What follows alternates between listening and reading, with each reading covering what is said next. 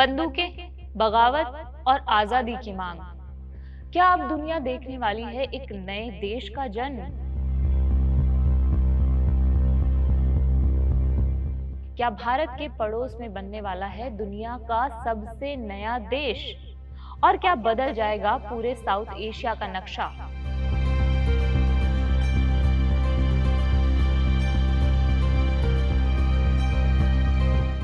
एक ऐसा इलाका जो सालों से आजादी की मांग कर रहा है, अब वहां नए देश की सुगबुगाहट तेज हो चुकी है।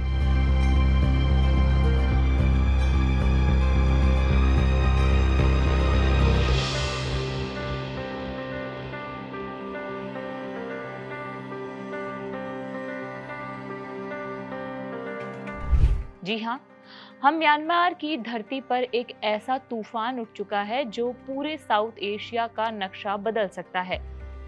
रखाइन प्रांत में वर्षों से चल रही बगावत अब अपने सबसे खतरनाक मोड़ पर पहुंच चुकी है। अराकान आर्मी ने म्यांमार की सेना को खुली चुनौती देते हुए राजधानी सिटवे को चारों तरफ से घेर लिया है। सड़कों पर गोलियों की आवाज गूंज रही है, आसमान में धुआं छाया हुआ है और हजारों लोग डर के साए में जीने को मजबूर हैं। विद्रोही लड़ाके इसे आखिरी निर्णायक जंग बता रहे हैं। दावा किया जा रहा है कि अगर सिटवे उनके कब्जे में चला गया तो उसी पल रखाइन को म्यांमार से अलग एक नए देश के रूप में घोषित कर दिया जाएगा। यानी भारत की सीमा के बेहद करीब जन्म ले सकता है एक नया राष्ट्र। लेकिन सवाल ये है, क्या म्यांमार की सेना इतनी जल्दी आसानी से ही हार मान लेगी? और अगर सच में नया देश बन सकता है तो उसका असर भारत, चीन और पूरे एशिया की राजनीति पर क्या पड़ा होगा? सभी बातें विस्तार से जानेंगे। रखाइन में अब हालात सिर्फ एक सामान्य विद्रोह तक सीमित नहीं रहे हैं, बल्कि ये संघर्ष धीरे धीरे एक संभावित नए देश की नींव बनता जा रहा है। स्थानीय अखबारों की रिपोर्ट के मुताबिक अराकान आर्मी ने रखाइन के 17 में से 14 इलाकों पर अपना कब्जा मजबूत कर लिया है। यानी म्यांमार की सेना अब इस प्रांत के बेहद छोटे हिस्से तक सीमित होती जा रही है। अब अराकान आर्मी की नजर उन आखिरी 3 इलाकों पर है, जिनमें सबसे अहम है राजधानी सिटवे। यही वजह है कि सिटवे के आसपास विद्रोही लड़ाकों ने अपने ठिकाने बना लिए हैं और हर तरफ से शहर को घेरने की कोशिश की जा रही है। माना जा रहा है कि अगर सिटवे उनके नियंत्रण में आ गया तो ये सिर्फ एक सैन्य जीत नहीं होगी, बल्कि म्यांमार से अलग एक नए राष्ट्र की घोषणा की शुरुआत बन सकती है। लेकिन इस कहानी की शुरुआत आज से नहीं हुई है। इसके पीछे वर्षों पुराना असंतोष और पहचान की लड़ाई छिपी हुई है। साल 2009 में रखाइन की अराकान जाति, जो मुख्य रूप से बौद्ध समुदाय से जुड़ी है, उसने म्यांमार सरकार से ज्यादा प्रशासनिक अधिकारों की मांग शुरू की थी। उनका कहना था कि रखाइन के संसाधनों और राजनीतिक फैसलों पर स्थानीय लोगों का अधिकार होना चाहिए। इसी आंदोलन के दौरान अराकान आर्मी का गठन किया गया। शुरुआत में इसे केवल एक जातीय विद्रोही संगठन माना गया, लेकिन धीरे धीरे ये संगठित सैन्य ताकत में बदल गया। रखाइन की भौगोलिक स्थिति में इस संघर्ष को बेहद अहम बनाती है। ये इलाका बांग्लादेश और म्यांमार की सीमा के पास स्थित है और समुद्री रास्तों के कारण रणनीतिक रूप से काफी महत्वपूर्ण भी माना जाता है। यही वजह है कि इस क्षेत्र पर नियंत्रण सिर्फ म्यांमार की आंतरिक राजनीति का मुद्दा नहीं है, बल्कि इसमें क्षेत्रीय ताकतों की दिलचस्पी भी जुड़ती चली गई है। साल 2016 के बाद यहाँ हालात तेजी से बिगड़ने लगे और विद्रोह खुलकर सामने आ गया। इसी दौरान सबसे भयावह अध्याय शुरू हुआ रोहिंग्या समुदाय के खिलाफ हिंसा का। रखाइन में रोहिंग्या मुसलमान आबादी अल्पसंख्यक थी, लेकिन तनाव लगातार बढ़ रहा था। आरोप लगे कि अराकान आर्मी और दूसरे उग्र समूहों की गतिविधियों के कारण इलाके में हिंसा भड़क उठी है। हालात इतने खराब हो गए कि लाखों रोहिंग्या लोगों को अपना घर छोड़कर भागना पड़ा। बड़ी संख्या में लोग सीमा पार करके बांग्लादेश पहुंचे। इस पलायन ने पूरी दुनिया का ध्यान रखाइन की ओर खींच लिया और म्यांमार पर अंतर्राष्ट्रीय दबाव बढ़ गया। लेकिन इसी अराजकता के बीच अराकान आर्मी ने अपने प्रभाव को और मजबूत करना शुरू कर दिया। फिर म्यांमार की राजनीति में एक बड़ा भूचाल आया।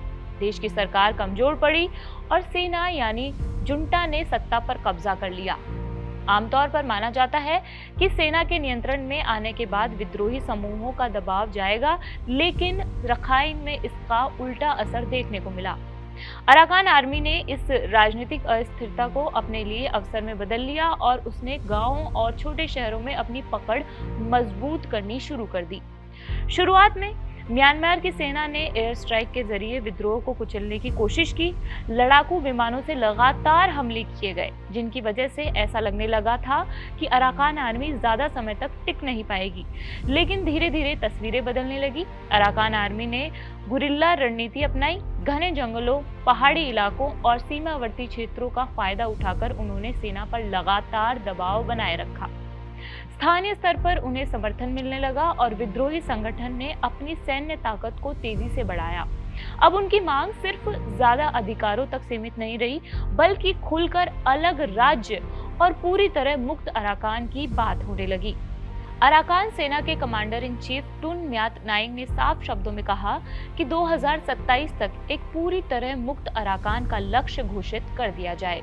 उनका दावा है कि आने वाले वर्षों में उनकी सेना इतनी मजबूत हो जाएगी कि म्यांमार की जुंटा सेना को रखाइन छोड़कर भागना पड़ेगा।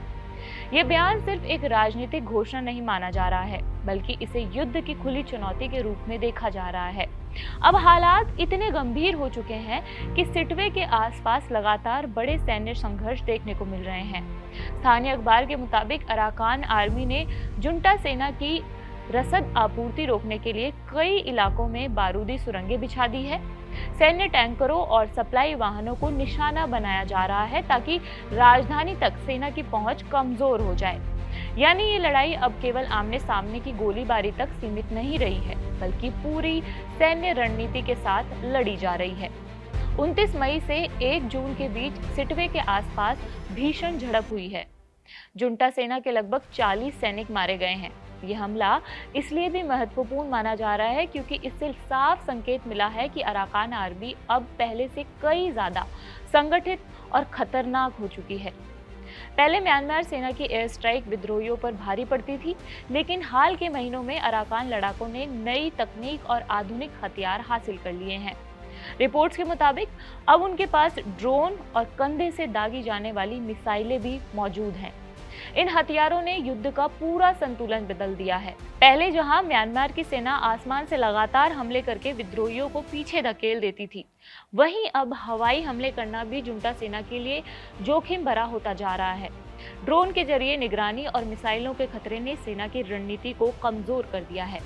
यही कारण है कि अब पूरी दुनिया की नजर रखाइन पर टिकी हुई है, क्योंकि अगर अराकान आर्मी सिटवे पर कब्जा करने में सफल हो जाती है तो ये सिर्फ म्यांमार का आंतरिक संकट नहीं रहेगा, ये साउथ एशिया के लिए एक बड़ा भू राजनीतिक बदलाव बन सकता है। भारत, बांग्लादेश और चीन जैसे देशों के लिए भी ये स्थिति बेहद संवेदनशील होगी। फिलहाल सिटवे की सड़कों पर गोलियों की गूंज है, जंगलों में बारूदी सुरंगें बिछ चुकी हैं और आसमान में मंडरा रहे हैं ड्रोन। लेकिन सबसे बड़ा सवाल अब भी वही है, क्या दुनिया जल्द ही भारत की सीमा के पास एक नए देश का जन्म देखने वाली है, या फिर म्यांमार इस बगावत को खून से कुचल देगा? इस वीडियो में फिलहाल इतना ही। आपके लिए तमाम जानकारी जुटाई थी मेरे साथी आदर्श ने। मेरा नाम मनीषा है और देखते रहिए कड़क। शुक्रिया।